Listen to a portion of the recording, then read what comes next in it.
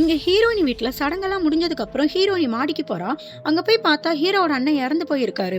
இத பார்த்த வீட்ல இருக்க எல்லாருமே ஷாக் ஆகி இது வெளிய தெரிய வேணான்னு வீட்டுக்கு பின்னாடியே புதைக்கிறாங்க. மறுநாள் பார்த்தா போலீஸ் வந்து புதைச்ச இடத்த தோண்டுறாங்க. ஹீரோவும் யார் கம்ப்ளைண்ட் கொடுத்தான்னு கேட்கும்போது போலீஸ் ஹீரோயினிய பார்க்க, உடனே மாமியாரும் ஹீரோயினிய வந்து கன்னத்திலே அரைஞ்சு நீ ஏன் இப்படி பண்ணன்னு கேட்குறாங்க. அதுக்கு ஹீரோயினியுமே இறந்து போனவர் அவர் தங்கச்சி ஒரு பையன் கூட இருக்கிறத பார்த்துட்டாரு. அதை கேட்கும்போது மூத்த அண்ணன் தான் அவரை கூட்டிட்டு போய் நிறைய டேப்லெட் கொடுத்து தண்ணியை கொடுத்தாரு. அதனால தான் அவர் இறந்துருப்பாரோன்னு எனக்கு சந்தேகமா இருக்குன்னு சொல்றா.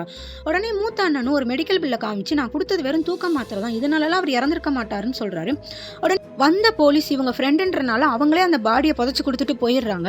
போகும்போது அந்த போலீஸ் ஹீரோயினி கிட்ட இப்போ இறந்து போனவரையும் இதுக்கு முன்னாடி இறந்து போனவங்க மாமனார் பாடியையும் நாங்கள் போஸ்ட்மார்ட்டம் பண்ண கொடுத்துருக்கோம், அந்த ரிப்போர்ட் வந்த உடனே நாங்களே உங்களுக்கு அனுப்புறோம்னு சொல்லிட்டு போறாங்க. கொஞ்ச நேரம் கழிச்சு ஹீரோயினி கிச்சன்ல ஏதோ ஒரு காயை எடுத்து பார்த்துக்கிட்டு இருக்கா.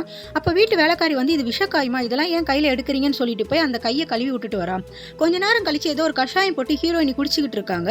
குடிக்கும் போது அந்த போலீஸ் கால் பண்ணி போலீஸ் சொல்றாரு, உங்க மாமனார் இறந்ததும் உங்க புருஷனோட அண்ணன் இறந்ததுமே ஒரு விஷக்காய் மூலியமா தான் அப்படின்னு சொல்றாங்க.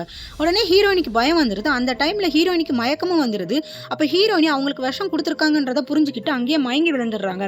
அவங்க வீட்டுல இருக்க எல்லாருமே வந்து ஹீரோயினியை காப்பாத்துறாங்க. எல்லாரும் சேர்ந்து வேலைக்காரியை போட்டு அடிக்கிறாங்க. வேலைக்காரி தான் இதை பண்ணியிருப்பான்னு. கண் முழிச்ச ஹீரோயின் இவங்க தான் என்னை காப்பாத்துனது, அந்த விஷத்தை முறிக்கிறதுக்காண்டி ஒரு மூலிகை மருந்தை கொடுத்து என்னை காப்பாத்துனாங்க அப்படின்னு சொல்றாங்க.